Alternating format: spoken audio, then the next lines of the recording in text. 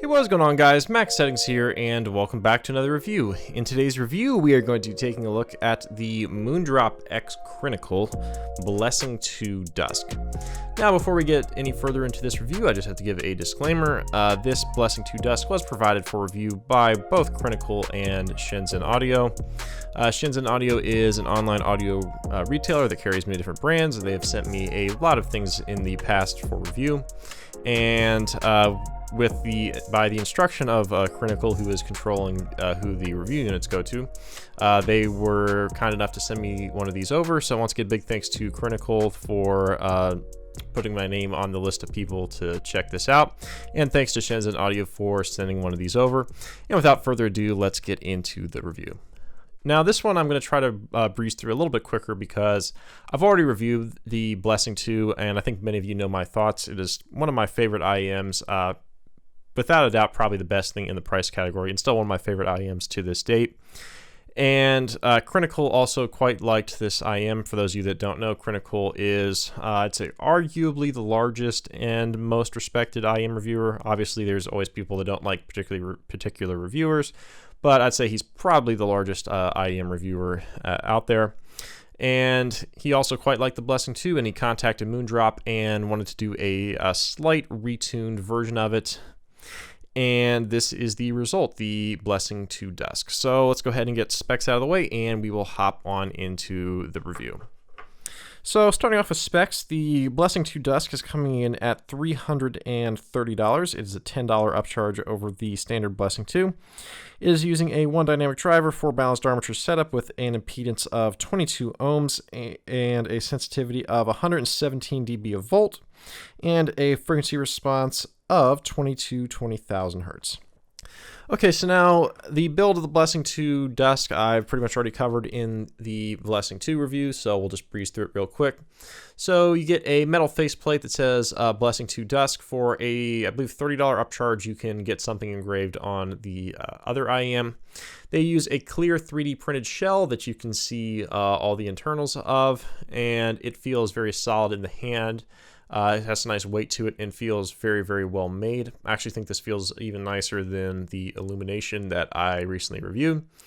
And then as for comfort, this is still the most comfortable universal IEM that I've ever worn. It pretty much fits me like a custom IEM, and it is a great shape for me personally. Some people have issues with the thicker nozzle because it's a thicker nozzle than a lot of IEMs, but it fits me like a glove, and it is the most comfortable universal IEM that I've ever worn.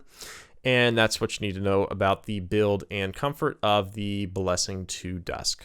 So as for included accessories, pretty simple. You get the same carrying case as the Blessing 2. You get a couple tips. You get a couple spare sets of filters, as well as an airplane adapter.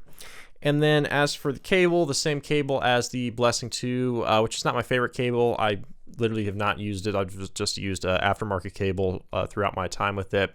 But it's just this copper braided cable that's kind of stiff, and I would probably recommend picking something else up. The one I have is a Linsoul 16 core cable that looks really, really good with it. If you watched my Illumination review, it was the cable that was on it in that video. So I will link that in the description if you want to check it out. I think it's the best looking cable to go with the Blessing 2. But this cable's fine, but nothing special. And that's all you need to know about the accessories on the Blessing to Dusk. Okay, so now as for frequency response, moving into the sound section here. So the Blessing to Dusk has got a bit of a bass shelf. It has, I'd say, about a 6 or 7 decibel bass shelf down there at the 20 hertz region, and it starts rolling off right around like the 50 to 60 hertz mark, and is pretty much gone by the time you hit 200 hertz. After that, the rest of your lower mids dead flat, and then your mids start coming up right around 1K, and they peak right around 3K, and I'd say they are pretty much right in line, balanced, neutral, whatever you want to call it. And then your treble region, again, is pretty much directly in line, balanced, neutral. And like I said with the Blessing 2, or the original Blessing 2, it was one of the best tune IEMs I've ever heard. This essentially just adds a bass shelf and slightly reduces the mid-range by, I'd say, maybe 2 decibels or so. And I think slightly tweaks the treble like a decibel or 2 in some areas. So that was pretty much the tuning changes that Crinacle made on the Dusk, was just adding more bass, because the Blessing 2 had good bass, but it was not boosted. Where this has boosted bass and slightly less forward mids for those that thought the Blessing 2 was a little bit mid-forward. And then above 10K air is also lacking a bit. That's one of the areas where you can tell that this is a lower end IEM, and that seems to be one of the distinguishing factors between lower end and higher end IEMs, is the amount of that above 10K air and detail in that region. But the Blessing 2 also didn't have it, and the Dusk does not. I think that's just a limitation of the drivers. Now, as for other areas, the Blessing 2 bass, like I said, was great. And the Blessing 2 Dusk's bass is also great, but now it is boosted and forward for those of you that like a little bit more oomph in your bass region. Has really good bass resolution for the price, very resolving, good dynamic contrast, good micro macro details. It's obviously not the highest quality bass I've heard, but it's no IER Z1R, but for its price point, great bass performance overall. Like I said, the tuning overall is great. Detail for the price point, top tier, just like the Blessing 2 was, really resolving IEM for $330. Definitely hits above its price point. And in terms of timbre, it definitely has some BA timbre in your treble region.